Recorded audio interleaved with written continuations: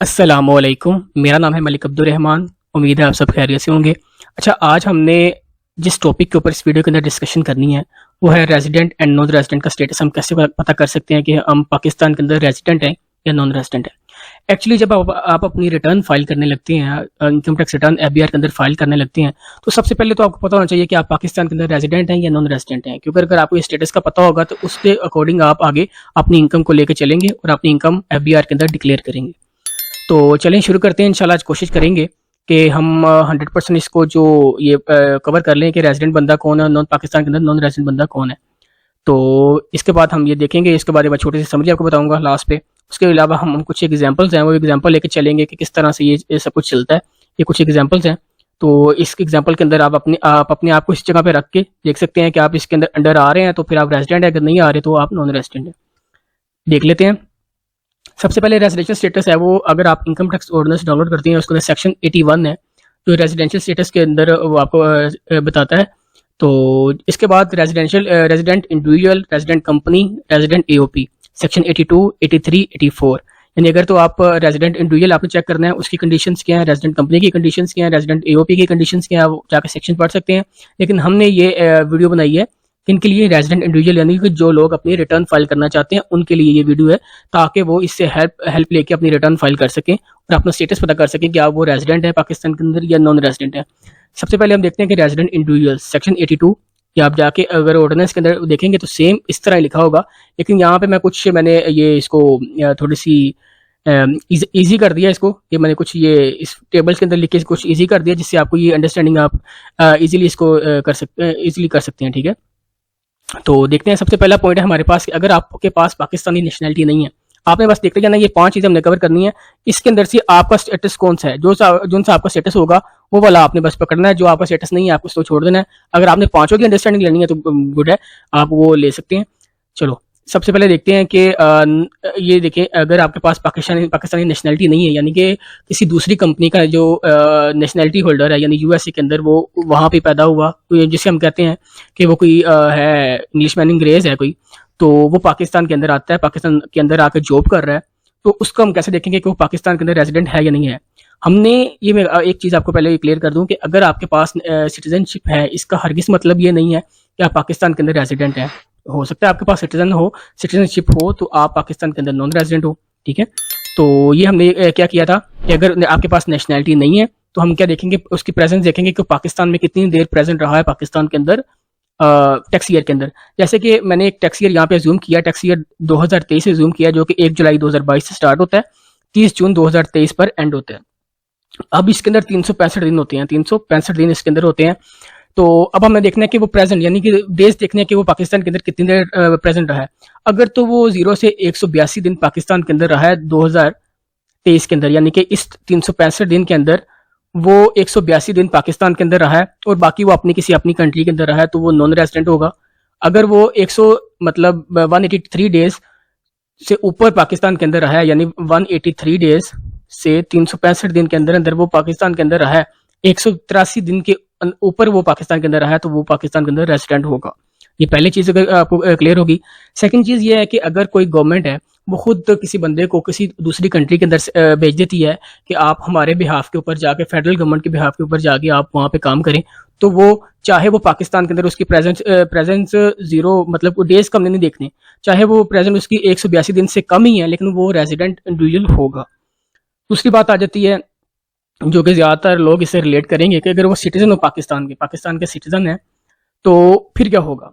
अगर वो पाकिस्तान के सिटीजन है तो आपने देखना है कि अगर पाकिस्तान के सिटीजन है तो आपने देखना है कि आप पाकिस्तान में इस 365 दिन के अंदर क्या आप 182 दिन से नीचे पाकिस्तान 182 दिन के नीचे रहे हैं पाकिस्तान के अंदर, या 182 दिन के ऊपर रहे हैं पाकिस्तान के अंदर।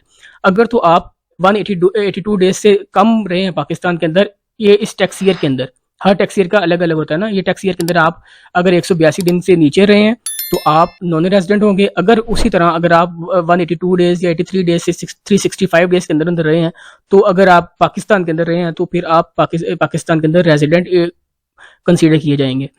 तो ठीक है, ये तीसरी चीज क्लियर होगी। ये ज्यादातर बंदे जो हैं वो इससे रिलेट करेंगे ये वाली चीज से, जो कि पाकिस्तान के अंदर रह रहे होंगे और वो अपना स्टेटस चेक करना चाह रहे हैं।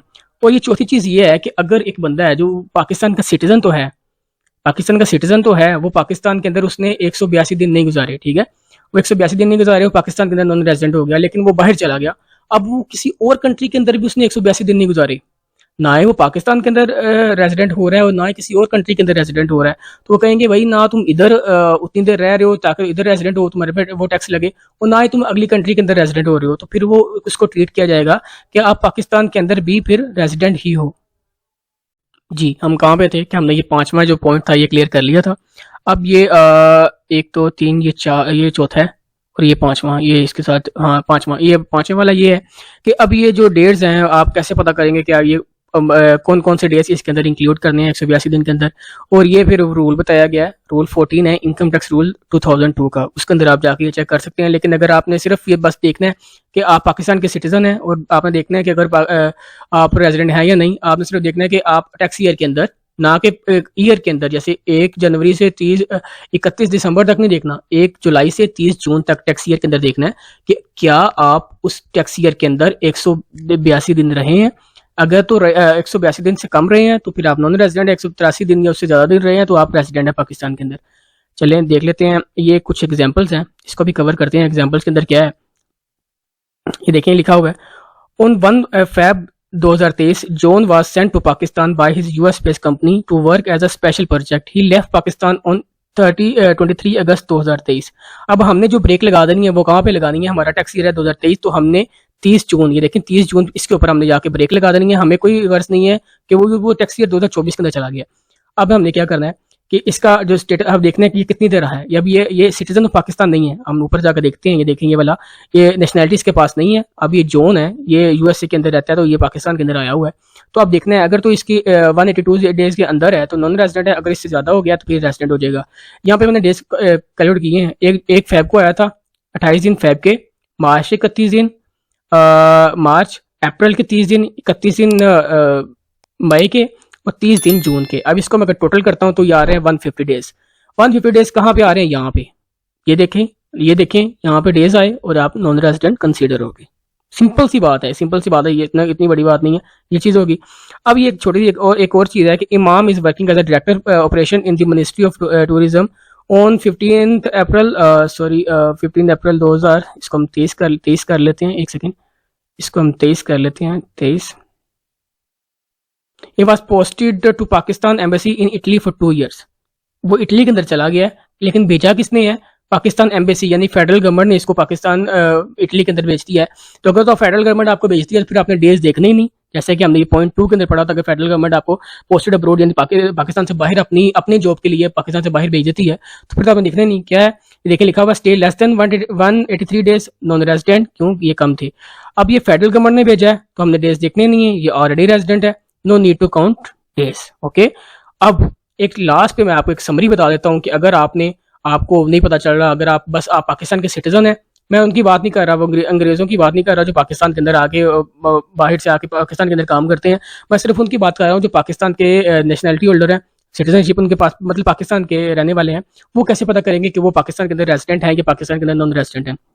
सिंपल सी चीज़ है, आपने ये एक टेबल देख लेना, ये वाला टेबल, ये टेबल देखने के अंदर अगर तो आप 182 दिन, ये कम नहीं होती है ये वाली चीज, अगर तो आप 182 दिन से कम पाकिस्तान के अंदर रहे हैं तो आप नॉन रेजिडेंट हैं। अगर आप 183 days to 365 days, tax year के अंदर बात कर रहा हूं मैं, अब दूसरा ईयर जो कैलेंडर ईयर है उसकी बात नहीं कर रहा, टैक्स ईयर की बात कर रहा हूं। अगर 183 डेज से 365 डेज के अंदर आप पाकिस्तान के अंदर रहे, पाकिस्तान के अंदर रहे हैं तो आप रेजिडेंट हैं। फर्ज करें मैं यहाँ पे एक और एग्जाम्पल बना देते हैं, एक कोई भी इंडिविजुअल है वो पाकिस्तान के अंदर 160 दिन रहा है तो ये नॉन रेजिडेंट होगा, नॉन रेजिडेंट है, ठीक है।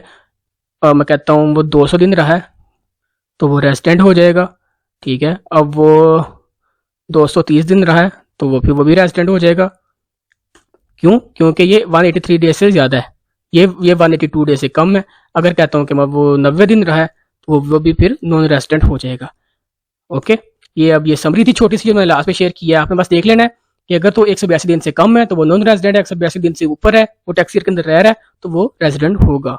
ओके, उम्मीद है कि मैंने आपको ये जो पूरा सेक्शन है मैंने आपको पढ़ा दिया है, वो आपको ये जो होगा इसका कंसेप्ट क्लियर हो गया होगा। लेकिन फिर भी अगर कोई इशू आ रहा है आपको तो कोई मसला नहीं है, आप मेरा व्हाट्सएप नंबर डिस्क्रिप्शन के अंदर गिवन है, वहाँ पे जाके आप वो मुझे मैसेज कर सकते हैं, वॉइस मैसेज कीजिएगा। इंशाल्लाह जैसे ही फ्री होगा तो आपको लाजमी रिप्लाई करूंगा। मैं कोशिश करता हूँ कि 100% हर बंदे को रिप्लाई करूँ।